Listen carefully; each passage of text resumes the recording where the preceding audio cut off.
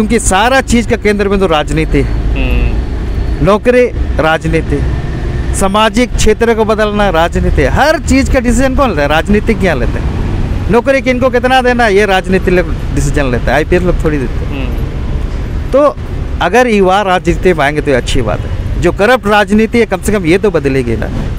आप देखिए राजनीति में आने के लिए क्वालिफिकेशन की जरूरत नहीं, ये आप भी जानते हैं। लेकिन अगर आपको चपरासी बनना है तो 10 बार इंटरव्यू देना पड़ेगा, लिखित परीक्षा देना पड़ेगा, पीटी देना पड़ेगा। लेकिन नेता बनने के लिए बिना पढ़े लिखे भी आप बड़े बड़े अधिकारियों को कंट्रोल कर सकते हैं, बिना पढ़े लिखे, बस मुख्यमंत्री तक पहुंच जाइए। ये तो गलत है ना। हम लोग चाहते हैं नेता बनिए, लेकिन एजुकेटेड आदमी लोग को बनना चाहिए। अगर आप अनपढ़ गंवार लोगों को नेता बनाइएगा तो आपस में लड़ाएंगे, कभी हिंदू मुस्लिम करेंगे, कभी सरना ईसाई करेंगे, कभी आपको भाषा ही रूप में आपको लड़ा देंगे, कल भेदभाव करा के आपको लड़ा देंगे, लेकिन सही रोजगार नहीं देंगे, सही शिक्षा नहीं देंगे। ये तो अपील करना जरूर चाहूँगा। पंचायत चुनाव होगा, पढ़े लिखे लोग आइए आप लोग, और पंचायत से ही शुरू किए। बदलाव कहाँ से शुरू? नीचे स्तर से ऊपर लेवल तक चली जाएगी। पंचायत बदल गया तो सारा चीज़ बदल जाएगा। पंचायत मजबूत हुआ तो पूरा जिला मजबूत होगा, देश मजबूत। शुक्र मानिए कि कभी एग्जाम नहीं दिए जेपीएससी का? नहीं सर, कभी नहीं दिए। हम झूठ नहीं बोलेंगे सर, सच में नहीं दिए। इसीलिए नहीं दिए? हाँ, देखे थे कि कोई भी एग्जाम सरकार का 1 साल के अंदर अगर होता है, जेपीएससी तो छोड़ दीजिए ना, 5 साल बाद रिजल्ट आती है। 5 साल तक में आदमी क्या से क्या कर लेगा, तो इतना वेट करने का क्षमता नहीं है। इसीलिए हम तो इसको सुधारने के लिए आएंगे, एक ना एक दिन जरूर आएंगे। राजभवन शपथ ग्रहण समारोह जरूर आएंगे, ये मेरा उम्मीद। विधायक बनिएगा? जरूर बनेंगे, ये उम्मीद है। यह तमाम अधिकारी सिर्फ अपना नौकरी कर रहे हैं, पैसा के लिए, जनता की सेवा करने के लिए नहीं। परंतु उसको भूलना नहीं चाहिए कि ये जो नौकरी कर रहे हैं ना, हमारे टैक्स के पैसे से उनको पेमेंट दिया जाता है। हम छोड़ेंगे नहीं उन्हें। झारखंड की राजनीति में हमेशा यह बात निकलकर सामने आती है कि ज़्यादा पढ़े लिखे युवा राजनीति में नहीं आ पाते। जब युवा अधिक पढ़ लेते हैं तो वह दूसरे क्षेत्र में अपना कैरियर बनाने के लिए चले जाते हैं। लेकिन हमारे साथ इस वक्त बहुत ही कम उम्र के पीएचडी धारी एक युवा हैं जो अपने इलाके के मुखिया हैं। गोलाईकेरा प्रखंड के कुइड़ा पंचायत के ये मुखिया हैं, दिनेश चंद्र नाम है। आप पीएचडी किए हुए हैं? जी। तो पीएचडी जब कर रहे थे उस समय आपके ध्यान में था कि हमको समाज सेवा या फिर पॉलिटिक्स में जाना है या मुखिया का चुनाव लड़ना है? नहीं सर, ये मेरा ख्याल में नहीं था। अच्छा। बस हमको तो पढ़ाई करना था, पढ़ाई करके हमको सेटलमेंट होना था। अच्छा। कि पढ़ाई करके कोई अच्छा सा नौकरी करें, और घर में की हालत भी उतनी अच्छी नहीं है कि हमको आगे और भी पढ़ाए, लेकिन अपनी मेहनत से हम आगे तक पढ़े। लेकिन जब देखे पढ़ने के दरमियान में ही कि गाँव में जब भी कोई चापाकल का ज़रूरत होता है तो हम लोग परेशान हो जाते हैं, वो संबंधित विभाग को जाते हैं तो काम नहीं हो पाता है। फिर उसी बीच में इलेक्शन पहुंचा, फिर हम लोग ने कुछ साथियों के साथ ये तय किया कि भाई चलो इलेक्शन एक बार ट्राई किया जाए। तो हमने एक ट्राई मात्र की। एक तो बाहर रहते थे, गांव के लोग ठीक से नहीं जानते थे, पंचायत के लोग ठीक से नहीं जानते थे, लेकिन इसका एक पॉजिटिव ये भी चला गया कि हम यहाँ पे पढ़ाई कर रहे हैं, चलो लड़का अच्छा करेगा। फिर हम लोग ने चुनाव लड़ा और मात्र 40,000 या 30,000 आसपास खर्च किया और चुनाव हम लोग जीत गए। चुनाव जीतने के बाद लोगों का प्रेशर बहुत था कि भाई लड़का अच्छा काम करेगा, फलना करेगा, ढिकना करेगा। तो फिर हमारे फंड तो जो आप तो जानते हैं कि 14 फाइनेंस था उस समय, कितना फंड आते थे, सीमित फंड से पूरा पंचायत को देखना संभव नहीं होता था। तब थोड़ा सा दिमाग लगा कि भाई ये पंचायत फंड निर्भर रहेंगे तो गांव का विकास संभव नहीं है। तब हमने दूसरे स्रोत को खोजना शुरू किया। तो हमारे क्षेत्र में डीएमटी फंड है जहाँ पे क्षेत्र का विकास के लिए खर्च किया जाता है, तो उनसे भी दरखास्त लिखे वहाँ से कुछ योजना हमने पास करवाए, फिर हमारे क्षेत्र में काम शुरू हुआ। तो आपको लगता है कि पीएचडी करने के बाद मुखिया बनने का फ़ायदा आपके पंचायत के लोगों को मिला, कुछ अधिक ज़्यादा या फिर बेहतर कर पाए इलाके में? सर देखिए, अभी तक जितने भी हमने किया 5 साल में, अगर हम बोलेंगे कि हम अच्छा किए ये तो नाइंसाफ़ी होगी।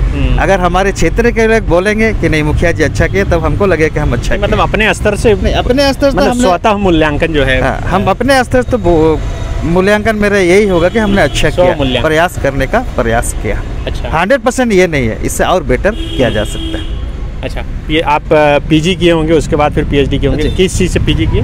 सर पीजी हमारा हो लैंग्वेज से। अच्छा। जो हमारे ट्राइबल हो लोग, क्योंकि अपने जो पीएचडी किए उसमें थीसिस क्या था आपका? सर हो जनजाति के पर्व त्योहारों में देवी देवताओं का सामाजिक एवं सांस्कृतिक महत्व। अच्छा। और इसमें हमारे गुरुजी थे डॉक्टर उमेश नंद तिवारी। अच्छा। उनके सपोर्ट से ही हम ये काम कर पाए।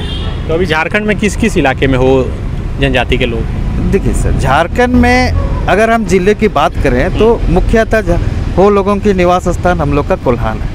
लेकिन कुछ दरमियान यानी कुछ समय पहले से ही अभी जो एजुकेशन दृष्टि से हो या विभिन्न प्रकार के जो प्लान काम की तलाश में लोग हर डिस्ट्रिक्ट में हैं, हर जगह पे हैं। अब रांची में देख लीजिए तो यहाँ वो लोग का अलग से समूह बना हुआ है जो मोराबादी आसपास में कहीं पे रहते हैं। तो हर जिला के हर जिला में है, झारखंड के हर जिला में वो लोग मिल जाएंगे। अच्छा, इतना पढ़ाई लिखाई करने के बाद आप आराम से प्रोफेसर बन सकते थे, फिर मुखिया क्यों बने?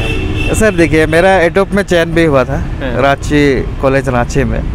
फिर पता नहीं उस समय भाषाई आंदोलन कुछ चल रही थी झारखंड में, तो मेरा झुकाव चलो कुछ ना कुछ किया जाए, पढ़ लिख के तो हम अपने लिए पाल सकते हैं, अपना परिवार को पाल सकते हैं, लेकिन अगर हम राजनीति रूप में करियर करेंगे तो सारे लोगों का समस्याओं का समाधान निकाल सकते हैं। यही सोच के हमने अपने पंचायत में चले गए। देखिए उसका हाल क्या है, अभी हम लोग घर दर भटक रहे हैं, इतना पढ़ लिख के कोई फ़ायदा नहीं। इससे अच्छा नहीं पढ़ते हैं ना, उसके बाद लिखना लिख लेते तो हम लोग यहाँ तक आ जाते, लेकिन यहाँ कोई सुनने वाला नहीं है। यहाँ तमाम अधिकारी सिर्फ अपना नौकरी कर रहे हैं, पैसा के लिए, जनता की सेवा करने के लिए नहीं। परंतु उसको भूलना नहीं चाहिए कि ये जो नौकरी कर रहे हैं ना, हमारे टैक्स के पैसे से उनको पेमेंट दिया जाता है। हम छोड़ेंगे नहीं उनको, अपना काम करवा के रहेंगे। तो ये सब याद दिलवाते नहीं है आप लोग अधिकारी को? दिलाए हैं, बहुत जगह पे दिलाए हैं। तो कोई कोई तो सुनते हैं, बहुत अच्छे अधिकारी भी है, ऐसे बात नहीं कि सब करप्ट हैं, बहुत अच्छे अधिकारी भी हैं, सपोर्ट भी करते हैं। लेकिन कुछ कुछ है जो हम नाम बताना नहीं चाहेंगे, लेकिन कुछ कुछ है, समय रहते उन लोग हम लोग जरूर सुधार देंगे। अच्छा, आप जिस इलाके से आते हैं वो बहुत ही बीहड़ झारखंड का इलाका माना जाता है, घोर नक्सल प्रभावित इलाका। अभी हाल में भी नक्सली घटनाएं घटी, पूर्व विधायक हैं उन पर हमला हुआ, विधायक उनका बॉडीगार्ड का हथियार वगैरह लूट लिया गया। तो वैसे इलाके में देखा जाता है पिछले 2 दशक से झारखंड में कि ज़्यादातर युवा जो है संगठन मतलब माओवादी संगठन से जुड़ जाते हैं और बोलते हैं कि हम अपने इलाके का विकास करेंगे। लेकिन आप मुख्य धारा में जुड़े, आप मुखिया बने और सोचे कि इससे विकास करेंगे। तो दोनों सोच में अंतर, आपको इधर आके पछतावा हो रहा है, लग रहा है कि उधर रहते तो ज़्यादा बेहतर कर पाते? नहीं सर, ये तो सिद्धांतों की लड़ाई है ना। माओवादी के अपने सिद्धांत हैं, उनके लड़ने का तरीका अलग है, हमारा सिद्धांत अलग है।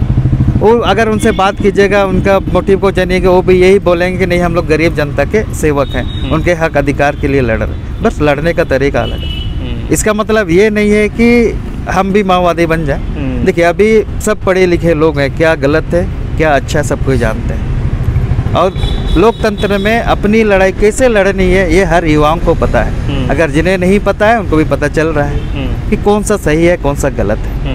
क्योंकि हमारे इलाके ये बात सही है कि घोर नक्सल प्रभावित क्षेत्र है, और उस क्षेत्र में सरकार भी दोषी है, क्योंकि अभी तक जितना विकास उस क्षेत्र को होना चाहिए मिलना चाहिए, ये विकास संभव नहीं हो पाई, जिसका फ़ायदा हमारे नक्सल विचारधारा के लोग उठा पाते हैं। लोगों को भड़काते कि सरकार आपके लिए कुछ नहीं कर रही, मतलब व्यवस्था की कमी है। अगर ये व्यवस्था दुरुस्त हो जाए, लोगों को शिक्षा मिले, रोजगार मिले, आगमन की सुविधाएं मिले, तो संभवतः ये सारी चीज़ दूर हो जाएगी। नहीं तो लोग ऐसे भटकाते रहेंगे, भटकाने वालों की कमी नहीं है। सरकार को इस पर विशेष फोकस देना पड़ेगा, तब ये संभव। अच्छा, अभी झारखंड में एक बहुत जो यूथ के अंदर आवाज़ निकल के सामने आ रही है नौकरी को लेकर, कि पढ़ लिख लिए हैं, एग्ज़ाम नहीं हो रहा है, नौकरी नहीं मिल पा रही है। तो क्या लगता है कि वैसे युवाओं को भी पॉलिटिक्स में आ जाना चाहिए?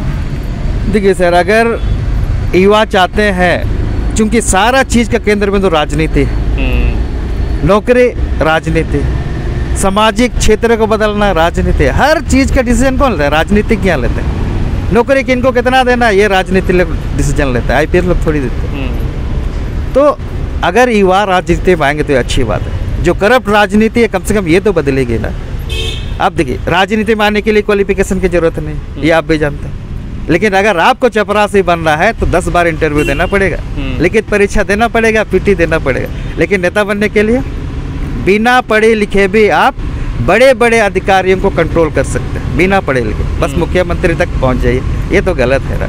हम लोग चाहते हैं नेता बनिए, लेकिन एजुकेटेड आदमी लोग को बनना चाहिए, जो यहाँ की दशा और दिशा को बदल सके, यहाँ के लोगों की जन भावनाओं को समझ सके, सामाजिक समस्याओं को समझ सके, क्षेत्र की समस्याओं को समझ सके। अगर आप अनपढ़ गंवार लोगों को नेता बनाइएगा तो आपस में लड़ाएंगे, कभी हिंदू मुस्लिम करेंगे, कभी सरना ईसाई करेंगे, कभी आपको भाषा ही रूप में आपको लड़ा देंगे, कल ही भेदभाव करा के आपको लड़ा देंगे, लेकिन सही रोजगार नहीं देंगे, सही शिक्षा नहीं देंगे। तो अभी झारखंड में पंचायत चुनाव भी होना है, आप फिर से चुनाव लड़ेंगे?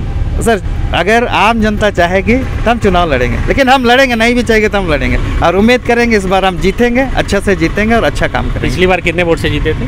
सर पिछले बार हम 500-600 वोट से जीते थे बाकी लोग से, और हमारा टोटल वोट आया था 1400-1500 और बाकी लोग का आया था 300-400। पढ़े लिखे युवाओं से भी अपील करेंगे कि चुनाव लड़िए, सत्ता में आइए और अपने हिसाब से व्यवस्था बनाइए। सर ये तो अपील करना जरूर चाहूँगा, पंचायत चुनाव होगा, पढ़े लिखे लोग आइए आप लोग, और पंचायत से ही शुरू किए। बदलाव कहाँ से हो रहा है? नीचे स्तर से ऊपर लेवल तक चली जाएगी। पंचायत बदल गया तो सारा चीज़ बदल जाएगा। पंचायत मजबूत हुआ तो पूरा जिला मजबूत होगा, देश मजबूत होगा।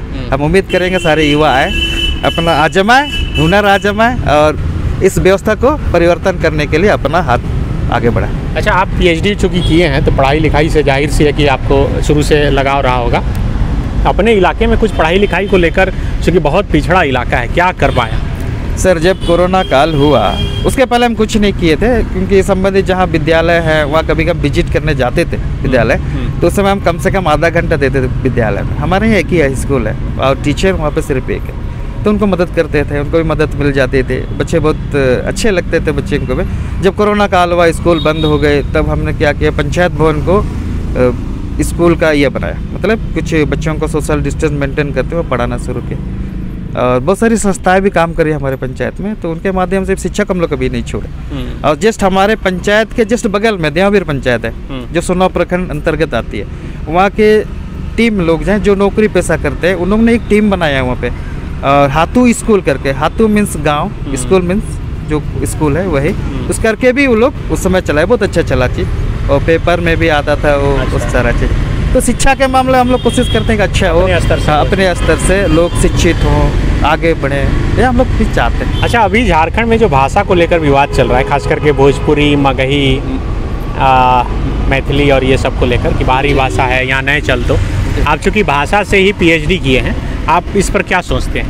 देखिए, झारखंड में अगर हम यूनिवर्सिटी के माध्यम से देखें या झारखंड में की परिदृश्य देखेंगे, तो हमारे झारखंड सरकार ने निर्धारित की है 5 जनजातीय भाषा, 4 क्षेत्रीय भाषा, इनके अलावा अन्य कोई भाषा नहीं।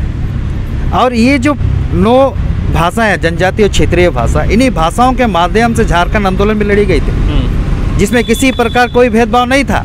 लेकिन सारा चीज़ खत्म हो गया, बिहार झारखंड से अलग हुआ, तो फिर बिहारी भाषा क्यों ज़बरदस्ती लाने, क्यों, क्या ज़रूरत है? यहाँ ऑलरेडी आपको 5 जनजातीय भाषा है जो अलग अलग जनजाति के लोग बोलते हैं, 5 क्षेत्रीय भाषा है जो यहाँ के क्षेत्र के लोग हैं उनकी अपनी भाषा है। तो ये सारे तो डिबेट का काम है, ये विकास से लोगों को ध्यान भटकाने का काम है। भाषा ही आंदोलन बिड़ा देंगे, विकास तरफ कौन ध्यान देगा ना? ऐसे भी झारखंड सरकार कौन सा बड़ी काम की है कि लोग उसको सराहना करें? रोजगार कहाँ दिए? जेपीएससी का इतना आंदोलन हुआ ना, कहाँ सुने? वो तो शुक्र मानिए कि कभी एग्जाम नहीं दिए जेपीएससी का? नहीं सर, कभी नहीं दिए। हम झूठ नहीं बोलेंगे सर, सच में नहीं दिए। इसीलिए नहीं दिए? हाँ, देखे थे कि कोई भी एग्जाम सरकार का 1 साल के अंतर्गत होता है, जेपीएससी तो छोड़ दीजिए ना, 5 साल बाद रिजल्ट आती है। 5 साल तक में आदमी क्या से क्या कर लेगा? तो इतना वेट करने का क्षमता नहीं है, इसीलिए हम तो इसको सुधारने के लिए आएंगे। एक ना एक दिन जरूर आएंगे, राजभवन शपथ ग्रहण समारोह जरूर आएंगे, ये मेरा उम्मीद। विधायक बनिएगा? जरूर बनेंगे, ये उम्मीद है। मनोहरपुर से ही? मनोहरपुर से या कहीं से भी कोशिश करेंगे मनोहरपुर से ही बनने। वहाँ से तो मंत्री हैं? कोई बात नहीं, उनके अपने कार्य अनुभव है, हो सकता है उनसे बेहतर करेंगे तो लोग जरूर पसंद करेंगे। चलिए, विधायक बन के आइएगा तो फिर जरूर हम इंटरव्यू करेंगे। ये दिनेश जी हैं जो फिलहाल मुखिया हैं, पीएचडी करने के बाद ये मुखिया बने हैं, और इसलिए हमने सोचा कि इनसे बात की जाए, क्योंकि आज पढ़े लिखे युवा जो है रोजगार के पीछे भागते हैं, लेकिन इनका कहना है कि सब कुछ पॉलिटिक्स से निर्धारित होता है, इसलिए शुरुआत पंचायत से नीचे से कीजिए, पॉलिटिक्स में आइए और अपने हिसाब से व्यवस्था को बनाइए। शुक्रिया। TheFollowUp.in, like, share and subscribe. www.thefollowup.in